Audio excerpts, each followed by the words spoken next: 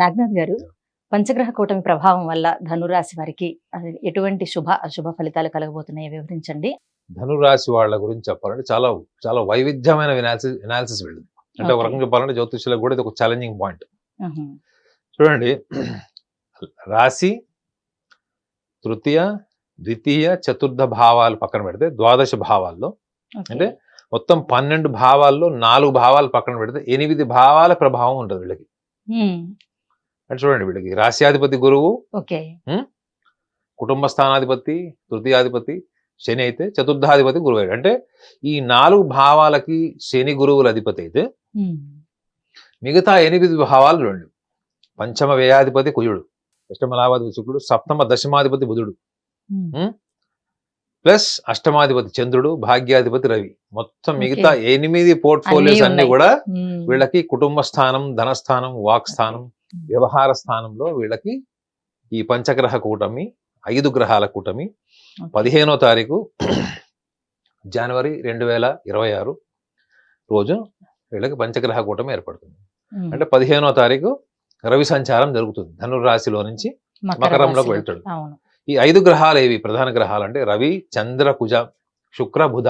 హ్మ్. ఈ 5 గ్రహాలు ఈ మకర రాశిలో కలయిక, 5 గ్రహాల కలయికను మనం పంచగ్రహ కూటమి అంటాం. అవును.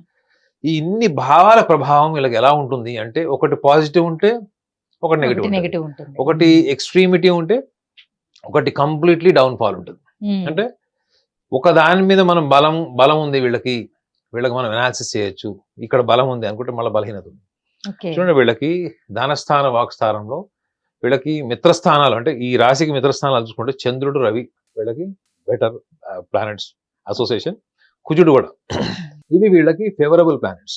అంటే ఇవి రవి, చంద్ర, కుజ. కుజులు. హ్మ్. శుక్రుడు, బుధుడు. శుక్రుడు కొంత బెటర్, బుధుడు కాదు.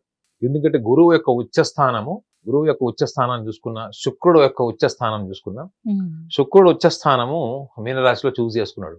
హ్మ్. రాశ్యాధిపతి గురువే. సో శుక్ర గురువులకి ఎక్కువగా బద్ధవైర్యం ఉంది అని రాస్తారు కొన్ని గ్రంథాల్లో, కానీ హ్మ్. అది పూర్తిగా సమంజసం కాదు. ఓకే. అయితే వీళ్ళకి పంచగ్రహ కూటమి అంటే ముఖ్యంగా ఈ ధనురాశి వాళ్ళకు ఉండేటువంటి ఒక పెక్యులర్ మైండ్ సెట్ ఏంటంటే, వీళ్ళ జీవితంలో ఎప్పుడు కూడా చాలా చాలా ఉన్నతమైనటువంటి ప్రాధాన్యతనిచ్చేది హ్మ్. స్వేచ్ఛ, స్వతంత్ర భావాలకు ఇస్తారు. ఓకే. రెండోది, వీళ్ళకి రాజులకు ఉండే లక్షణం ఉంటుంది. హ్మ్. అంటే వాళ్ళు ఏమి చేసినా కానీ దాన్ని ఒకళ్ళు విశ్లేషించి, ఒకళ్ళు తప్పు లెక్కబెట్టి, ఒకళ్ళ ద్వారా వీళ్ళు నిందలు మోసి, హ్మ్. ఒకళ్ళ ద్వారా అణిచివేయబడేటువంటి స్వభావాన్ని వీళ్ళు తీసుకోరు.